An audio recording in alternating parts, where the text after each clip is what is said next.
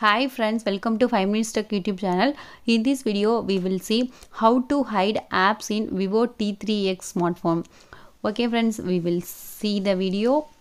First, go to the settings in your Vivo T3X 5G smartphone.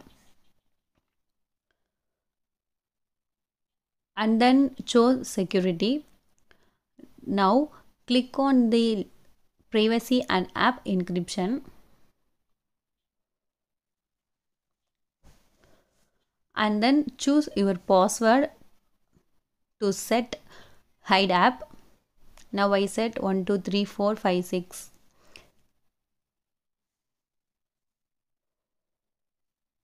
Okay, now you can set the security questions answer.